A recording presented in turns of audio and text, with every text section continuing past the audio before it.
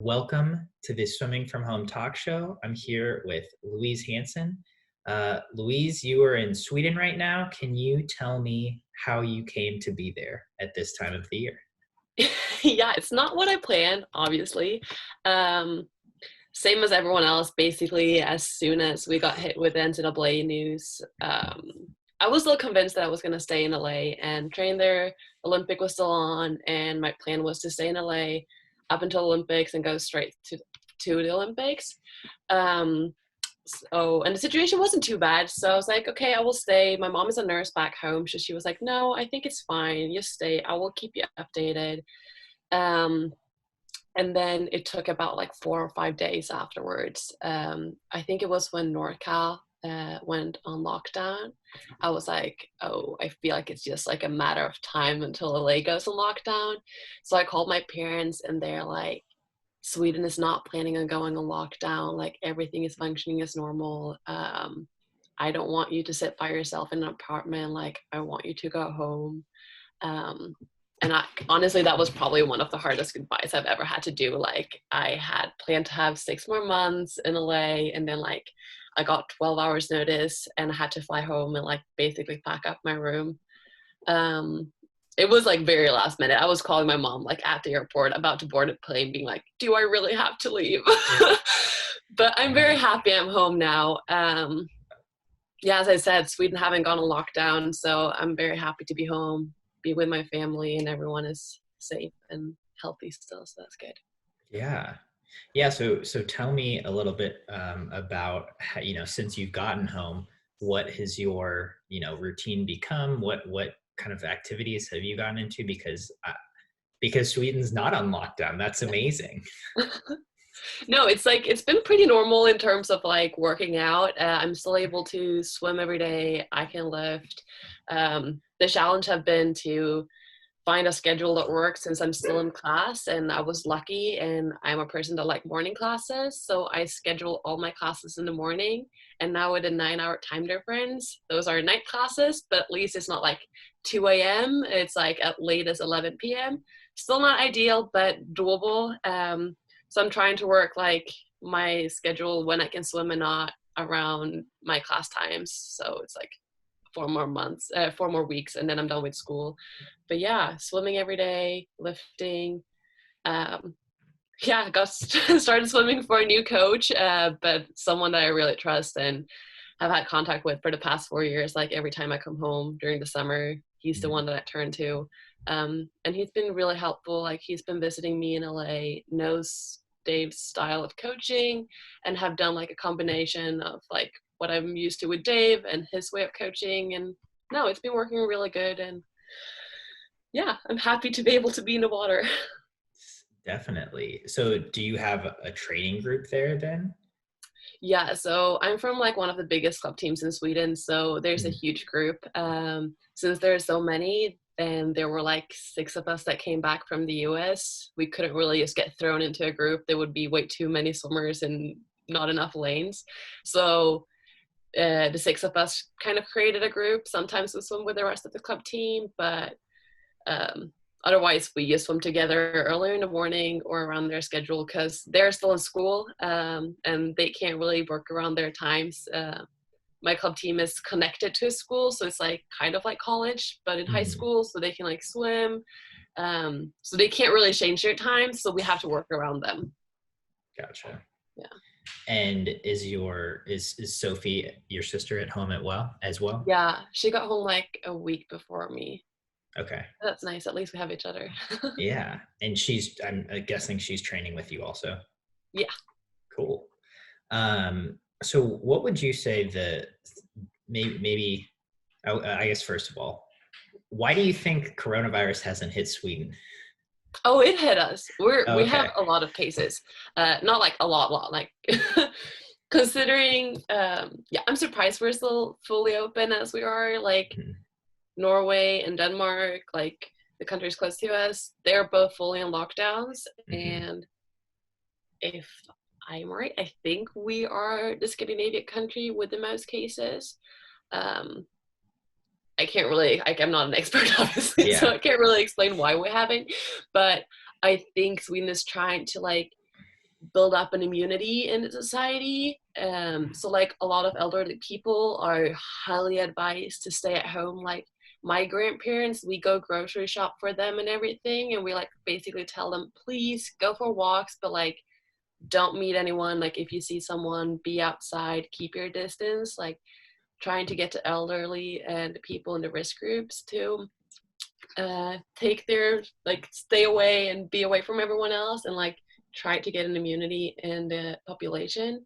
Stockholm have been hit pretty hard. I'm from southern Sweden, from a city called Helsingborg. Mhm. um, we have a few cases, but it haven't been too bad here. We still have like hospital space and everything, so. Yeah, that was I guess my next question is like, how have from what you've seen or from what you've Yeah. heard or read, like, I know the hospital space was kind of the big thing on why lockdown was so such a big deal. Does it seem like that's been pretty manageable? I think since like Italy and Spain and a lot of European countries got hit so hard, Sweden like, okay, it's gonna come to us. We need to prepare for it. Mhm. So I know up in Stockholm, like huge like halls that was used for maybe sporting events and stuff, they turned them into hospitals before the virus really hit us to have Okay, more space. So they have opened up tents and stuff and have those ready. We have a big tent in my hometown too, but it haven't been used yet. interesting. Well, Mhm. So that's good to they hear. have prepared for it. Obviously, my mom is a nurse, as I said, and she thinks it's gonna fill up eventually, but Mhm. it's hard to tell. And they've been saying for weeks now that, oh, I think we're gonna get hit really hard in the next coming days, but it haven't, which we're really lucky. But Yeah. we're just walking around. It's day by day like everywhere else. Yeah, that's really interesting. What do you know the population of Sweden? I would 9 million, maybe 10. Okay, gotcha. Yeah. Interesting. So you're home in Sweden now. What would you say? I mean, because you were in LA, which is not only the USA, but like one of the most USA cities you can be in, I guess, and certainly one of the biggest. What would you say some of the differences that you notice are from being at home in Sweden to being in LA? Like I feel like even though I'm in LA, it's like you're still in the college bubble. Like I don't really feel like I'm in a huge city. Like SC has everything. We have the village super close, and I go grocery shop there, and there's restaurants, and then there's school, and I live like 2 streets away from school, so I don't Mhm. really leave that area. But obviously, like the weather, always being outdoors in LA, and like all of that compared to Sweden, which is always cold. It has been amazing weather since I got home, so I'm really happy Nice. about that. But like Yeah. obviously the culture and everything, but I also think LA might be one of the, or California in general, one of the states that are more similar to Europe than others. Mhm. And like I traveled so much before I moved. I was used to exploring different cultures, and like I noticed the differences, but I also love exploring and don't put too much attention to it. Like I just feel like it's fun to actually be living in them. Is there anywhere else you've ever wanted to live? Oh, Australia. Yeah, no, I for sure want to like go there and swim for a couple of months at least. What do you like about Australia? I've never been, so I'm just Okay. like guessing. It just seems like very nice. Like I've loved LA. It's just swimming outdoors. They have amazing swimmers, great programs. It would just be fun to go and train with them. Yeah. Yeah. Nice. I guess so, speaking of your swimming career, I guess you're a professional now, right? Yeah. Have you thought about what that means just for your day-to-day life moving forward? Yeah. So me as a swimmer, like I know I've loved having school inside and like not being fully focused on swimming like all the time. I think I would get overwhelmed only having swimming in my day and not taking my brain off it at any time. Like I love going into a practice and being 100% present, and then be able to take a step away and be another person and coming back to it. Mhm. So I'm actually going to continue study. I'm going to move to England and do a master on part-time and swim. So yeah. Where at? Do you know any? Loughborough. That's what Andreas Visayas just Yeah. did, right? Yes. Oh, that's awesome. Uh-huh. And what are you getting your master's in then? International business. Okay. So will you be competing for any sort of collegiate team that they have there, or that's just you'll just be training with the group that's there? I will be doing their bucks, so like their NCAA. Yeah. But that's the only meet that we're like set. I think they have a few dual meets, but the bucks are the ones that I'm like required to be at. Gotcha. That's so interesting that I mean, because it's like if you go to grad school in the United States, there's like you can't be on a college swim team, but Yeah. that that's totally different, and that's so cool that you get to be at NCAA's and do that sort of competition, and then also do it while you're pursuing another degree.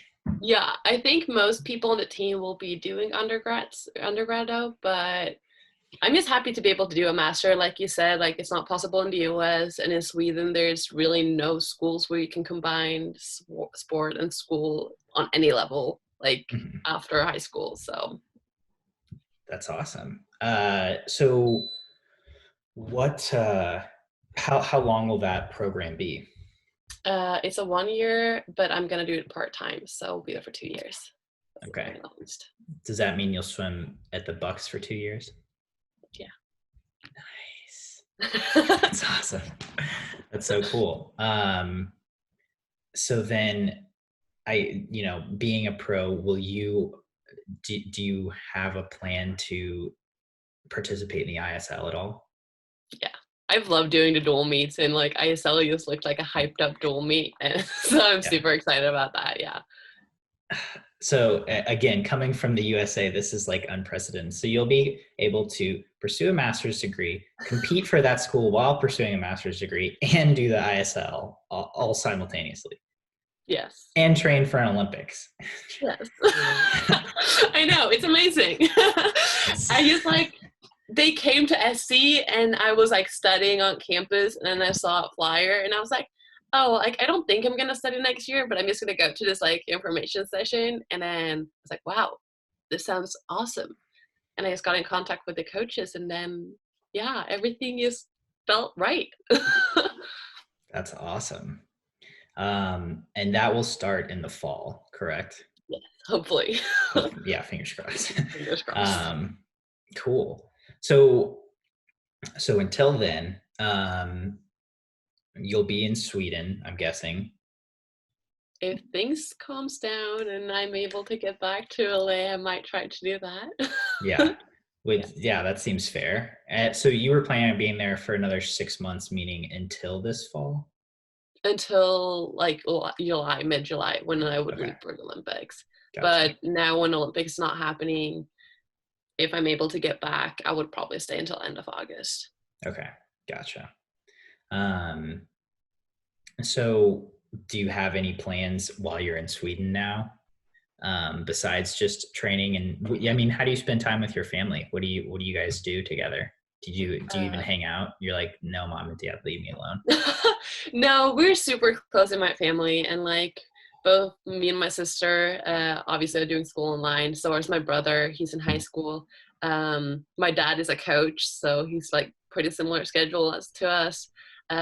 Mom is a nurse, so she has slightly different, but we have made a tradition in our family to every Sunday like go on a hike or like a little adventure, like just trying to get out of the house. Obviously we're not seeing a bunch of people because of the virus. Like we work out and then we go home. Like we don't want to expose ourselves to the risk of getting the virus in any sense. So that's basically the only thing, like just trying to do like a little family activity every Sunday. But it's been Nice. really nice. Yeah. So your mom's a nurse. I'm guessing she's still working. Yes. Is your dad also still working? So like, is everyone kind of on the move during the week? Yeah. The only thing that closed in Sweden is high schools and universities. They're doing school online. Everything else is open. Gotcha. Nice.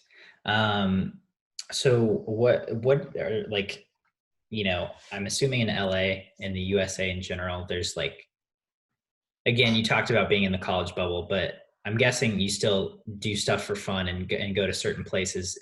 Do you find that similar in Sweden? Like if you want to go somewhere for fun, where would be a common place to go? Uh, I would just go down to the main city. My city is like there's like this. You can walk with stores and everything, and then you take like 2 minutes down, and you're by the ocean, and there's like a harbor and like an open space. Like everything is super close in my home city, so it's like you just go down there, and there's like everything you need. You can go shopping, you can go to the beach, you can take the ferry over to Denmark. That takes 20 minutes.